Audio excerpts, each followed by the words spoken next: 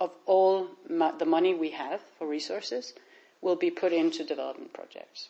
So that was a big bunch of money and hours. I see.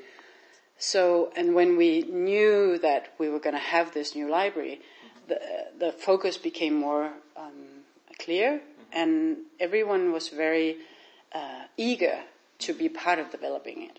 So that was part of the involvement processes, that every step we've taken, we've set up processes with staff and had them help develop the ideas and focal areas. And for instance, the whole competition brief for the architects, that was developed by staff.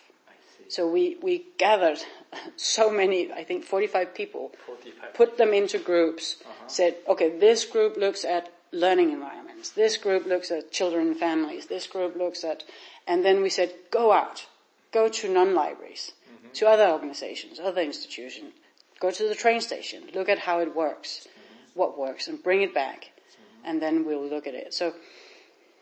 So we've constantly urged people to try stuff out, and it's been a very strong focus on creating a work culture where you can make mistakes.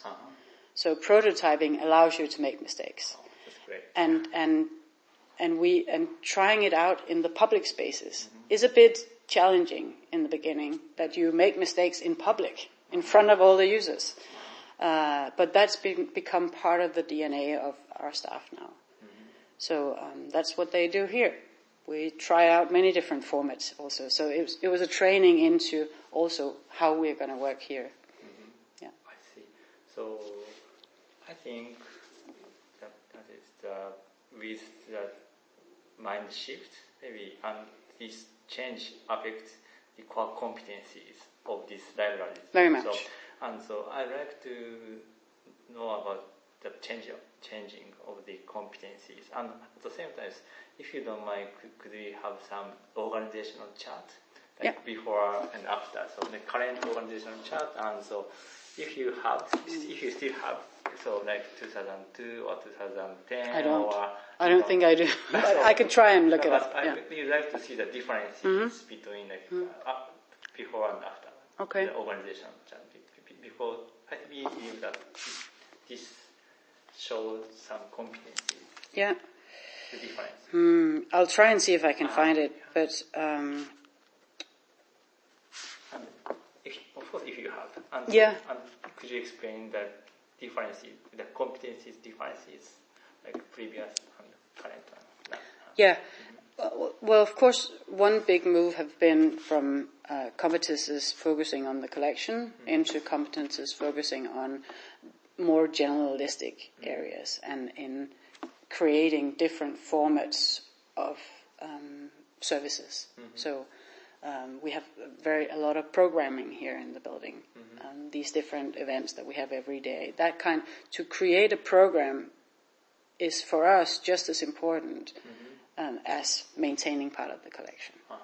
So that has changed a lot. Where I think in 2001 when I started, the people were more specialized in particular areas of the collection. Where here we only have one team that addresses adults. That's the total, and one team addresses children and families.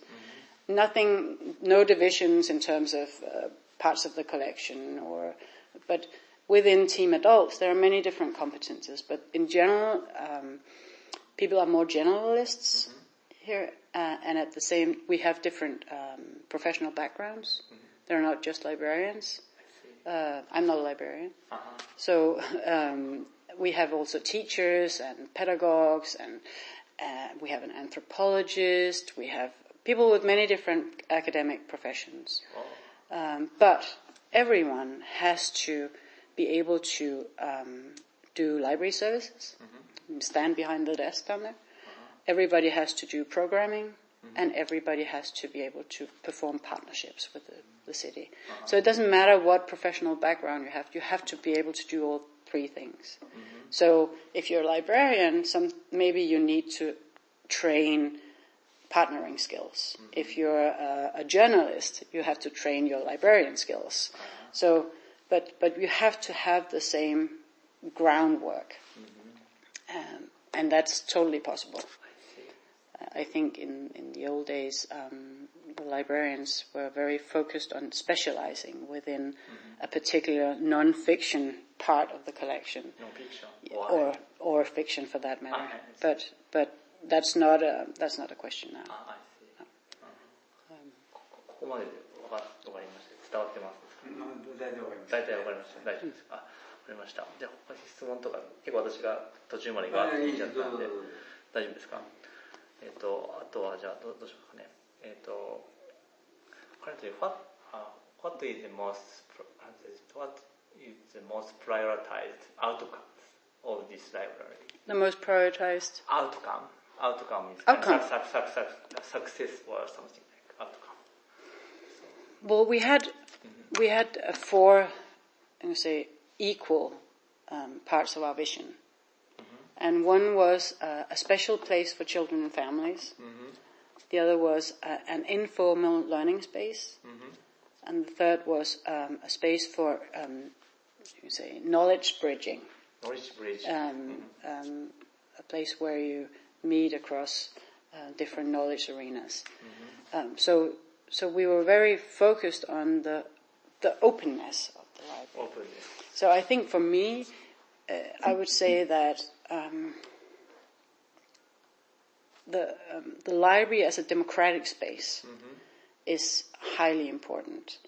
And when I say that, I include learning and playing and literature and all, because in my belief, to be a democratic space, you need to include all these different knowledge formats. And you also need to make space for joining people that would normally not meet. So the library is the only place in our society where you meet across gender and age and political background and religious background, etc., in a non-commercial space.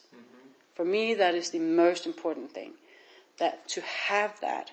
And we try to bridge people in that sense.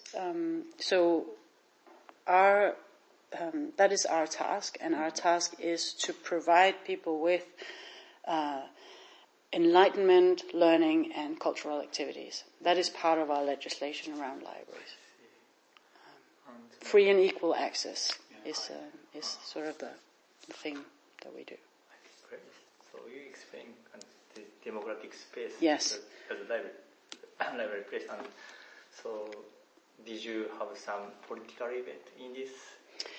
Well, we didn't when we built it, but it's coming now, not on a city basis, but on a national basis. Because right now in Denmark we have a library law for all libraries, but it is the city that runs libraries. So the city decides because they put the money in. So all public libraries are funded by the city, by tax money.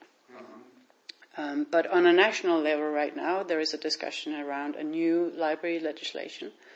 And that has obviously created discussions of what is a library? Wow. Is everything a library? Or do libraries compete with other institutions? So that is the discussion that is going on right now. I think here, building this, it was very... it was not a discussion. Everybody knew that, and we, of course, advocated a lot, that this needed to be a place that could connect people. So we were very sorry that Nokia took that connecting people. We would love that. Yeah, we want that. But actually, what we want is empowering people, because that's what we think we need to do. But no, so it wasn't a big political discussion, and libraries have a very good brand in Denmark. You could say maybe good is the wrong word, but trustworthy brand. Trustworthy brand. Yes. So in general, people think libraries are a good thing, but often people's mindset of what a library is very different from what this is. So we believe that this is part of transforming people's mindset of